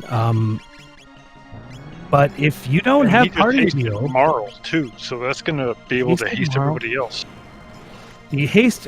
This is what I've learned. You always haste Marl first, because if you haste her first, her next turn will actually come before anyone else's turn, and then you want to haste someone before they take their turn, because like Neo mentioned earlier, if you haste them, it's only their next turn where it's actually going to become effective. So their next turn and beyond. So you want to haste them before they actually, if they're ready to attack, haste them first, then attack. Then their next turn will come very fast. But if you attack first, then haste, their haste won't kick in until after the next turn. So, okay, so I want to talk about the flags here. It looks like he just ate a Mega Elixir, by the way. Just saying. Exactly why I want to talk about this. Like if it's a Zeal flag, you use your Mega Elixirs in Zeal. Here, if you take down Lavos, you can still end the game, correct? Oh yes. I was just curious about how many Mega Elixirs he actually has. I think he has one more. He has one more, so I might do the same thing. In this instance, I might use one Mega Elixir here and save one for Lavos. Yeah, having one at Lavos 2 is a very nice backup, because he's going to do some major damage, especially with Obstacle. So Moon's got this down. He's going to the final Lavos form, Lavos core fight, and he's got a Mega Elixir left. He's got some status protection.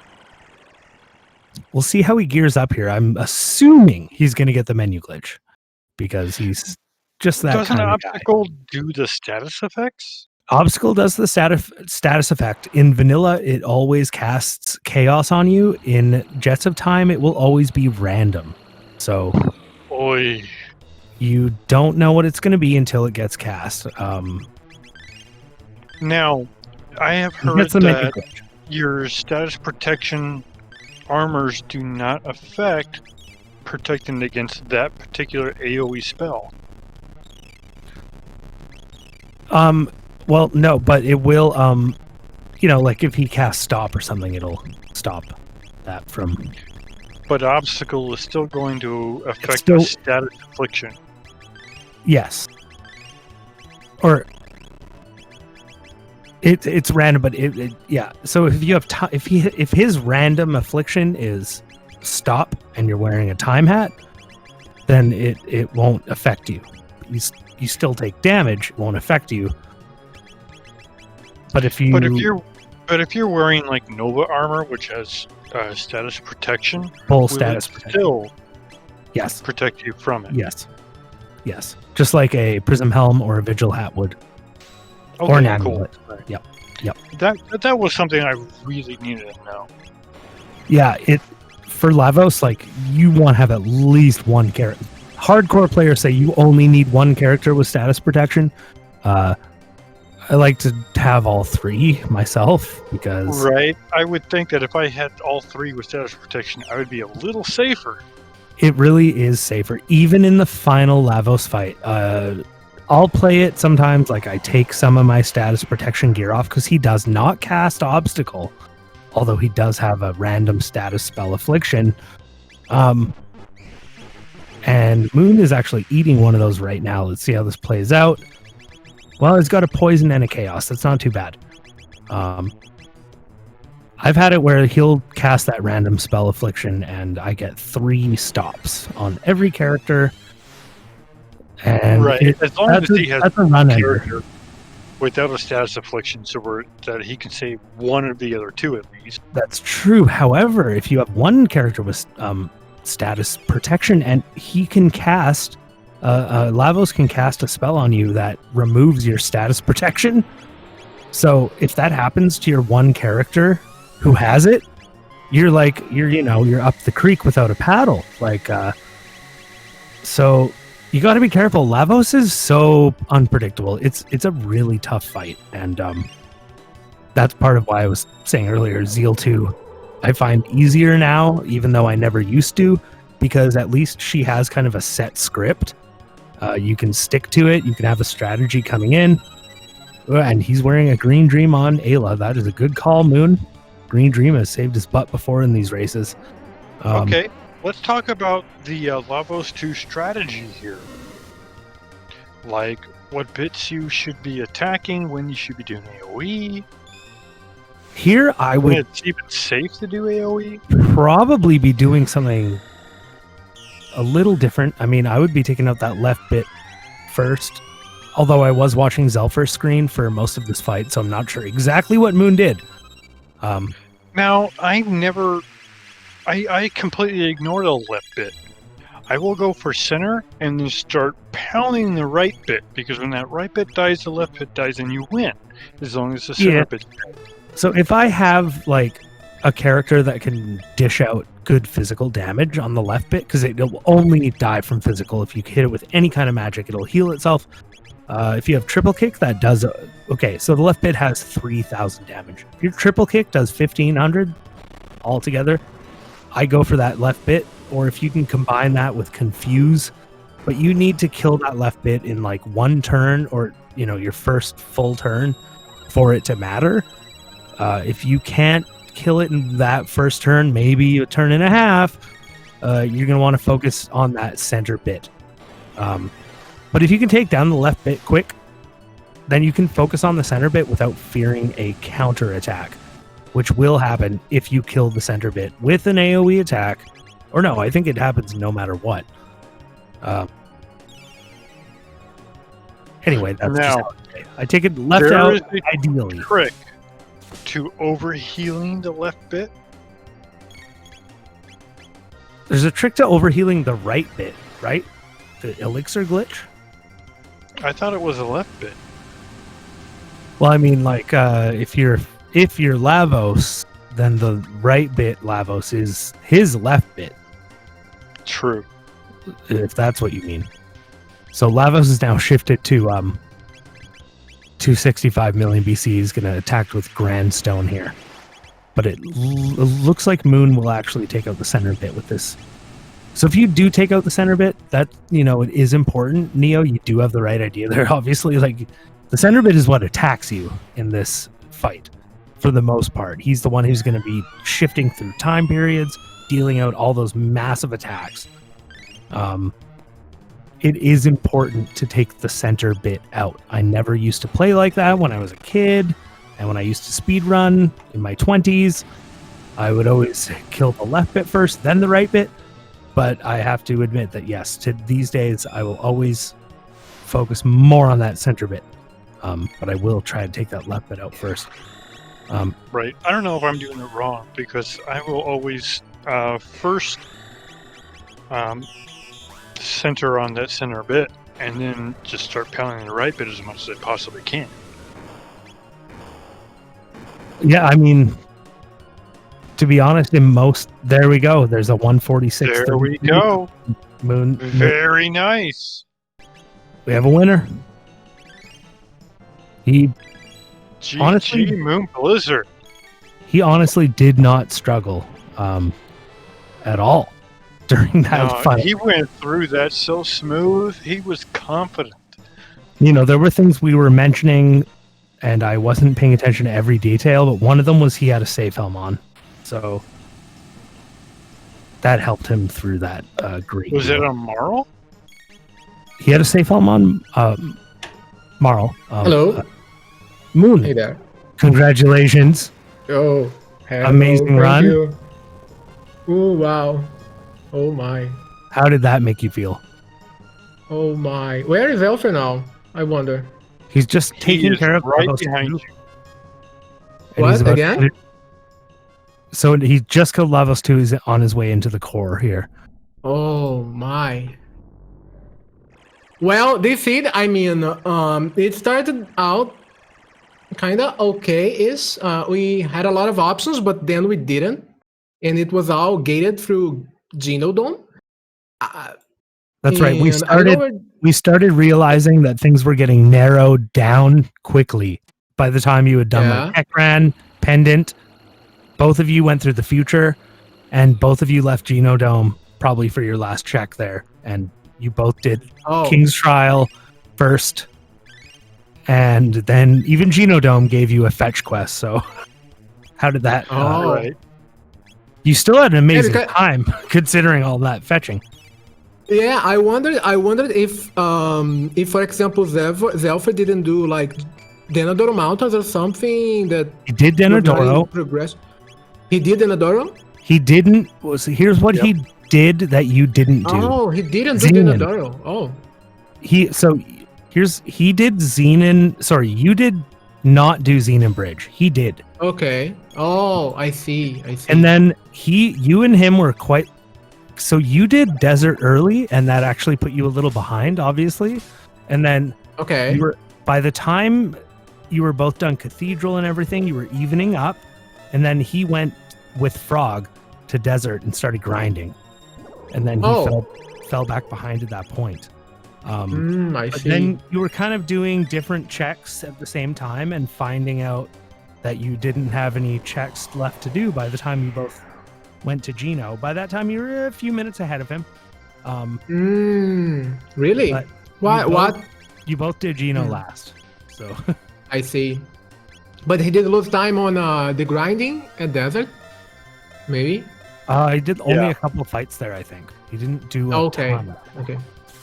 Yeah. So yeah, one of the decisions I think you might have noticed that I was kind of feeling I could be like behind because I had to do all the checks apparently, and it narrowed down to Genodome, so I can actually skip unlocking magic. So I thought, why would I even hit it? I thought you might grab magic when you found the gate key, but you didn't, and I mean it made sense a little bit because of the tech you had already. You naturally had, but neither of you actually got magic. So. Oh, okay. Yeah, that was one of the decisions I and you I both made have the because- same team. Yeah, the same team? Oh, I see. Same team. Yeah. Girl power. Go power, let's go. Yeah. I was very also happy because I found a lot of mega elixirs and I was like using them like okay, let's use them. We have so many. I kind of used the mega elixir on Lavos phase 1, Lavos phase 2, and the remaining ones on phase 3. Oh, maybe you had So- more than I thought. You only maybe had 2 when you went into Lavos, but I guess you had more. But I would use them a lot found too. one. Yeah, I found one in a chest, I guess, and I bought 2 of them. Maybe I should have bought even more because I bought some amulets that I didn't even use. That's right. You did have Yeah. status protection from other things. Yeah, that's right. Yeah. I mean, in terms of items, the seed was pretty good. We got gold earrings for everyone, red mails. Yep. We could do Prism the helm. Prism helm. Prism dress. There was one. Prism yeah, dress.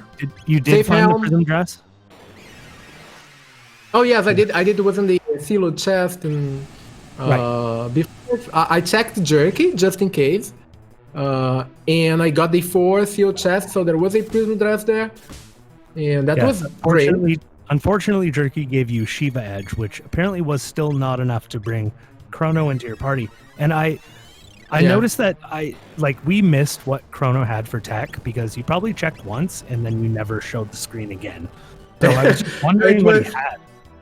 Yeah, he had a Lightning 2 and Luminaire. I think that was that. Yeah, I think that was Life, Lightning 2, and Luminaire. Life, Lightning 2, and yeah, I would say that's not quite enough to keep Chrono. Yeah. Right. Once I saw Ayla, I was like, yeah, let's go. I mean, we can have Blaze Kick. We don't need to unlock magic. We can have Dino Tail. So yeah, and finding that dash ring in the future really helped me because I didn't have to worry about Luca being the fast. Yeah. You went and checked Lab 16 one chest, Lab 32 one chest, and Sewer one chest. And I said, he must be he's used to playing Chrono Sanity or something, but no, I think he's seriously checking these. And then you found a red mail, you found a dash ring, and it was impressive. It was impressive. I mean, I thought the same thing. Why do you go in and check those checks? Why I do like to check those chests just because the tire, the loot tire of those chests are really they are good, and we can find some like red mails and dash rings and hyper eaters and even prism specs you can find on those. So I always try to check those extra chests in the future. You have found prism specs there? Really paid out. That's amazing because I always expected those to be. I think it's really rare. Again? I'm sorry. I always expected those to be mid-tier checks because that's the future and it's like the second series in the linear progression. That surprises me as well, but now I'm gonna maybe think about that. They are mid-high. I think they are mid-high. They are not like the desert chests. Deserts are like mid-tier, and those are mid-high, so you can get some very good stuff from those. And that's why I always try to get those 3 extra chests. They do consume some, you do require some time to go and grab them, especially the Lab 16 one. Maybe that's not a good one, but I mean, I found a dash ring, and Luca started every single battle, and that really helped me to go like Flare first. So even for the Golem Twins, I was like Flare first, and they didn't even do the half damage thing. Yeah, I was, trying to be as critical as I could as you played through some of those bosses, and I thought, maybe he's not doing this thing right or wrong, and you just blasted through everything, like incredible. So, congratulations. I for some battles I was like, I have some consumables. I didn't play like the optimal way, I guess, for some of those, but it turned out to be, faster, so I'm happy about that. Oh, but that was a race. My heart is still racing now. All right, well, hopefully you can keep that adrenaline. Do that every race. Hopefully you can keep that adrenaline moving into the next game, because obviously this is a best of 3. So even though you won the game here, you may still have possibly 2 games ahead of you in order to take this bracket. So we have Zelfer has completed his race. I'm not sure if he's going to join us soon on the Discord for an interview, but I just wanted to say congratulations again to Moon. Thank you. You're going to you're going places, kid. For sure. Yeah. See. So it looks like we have Zelfer almost ready to join us, and again, congratulations, Moon. Thank you, Procky. Thank you. We'll see. I'll be here on Thursday. That's our next race. Thursday. Thank you. I think it's at the same time. Yes, it's the same time. So, we're shouting at the same time. Thursday, 7:30 EST. We're gonna have game 2 between. And okay, cool. Yeah, thank you, Procky, for a commentary, and Silver Neo. Thank you, and thank you, Moon. I appreciate it. Thank you a lot. My inaugural commentary seed, and I am glad that you could be a part of it. Yeah, I'm happy to see you here. And especially thank you to Brooksley, our glorious tracker, who's actually running things a little bit behind the scenes here, and we haven't given him enough credit yet. But very much so. He's done an amazing job tonight. So thank you, Brooksley. Looks like we have Zelfer here now. So congratulations, Zelfer. A sub 2. And I have a starting question for Zelfer here. Oh, well, hello, and thank you. Hello. Hi, Zelfer. Great game, man. What Thank was you. your thoughts throughout this seed? Oh, the beginning? I don't think I've ever had a beginning just give me a whole bunch of stuff like that. So I was like, wait a minute, what kind of seed is this? Whoever rolled this, thank you. It was a treat. I loved it. Thank you very much. That was mine, yeah. So I'm not banned yet from rolling seeds.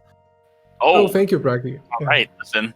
You're okay in my book. It was a Geno dome required, but it was still a sub 2, so that's pretty good. Oh, thank you.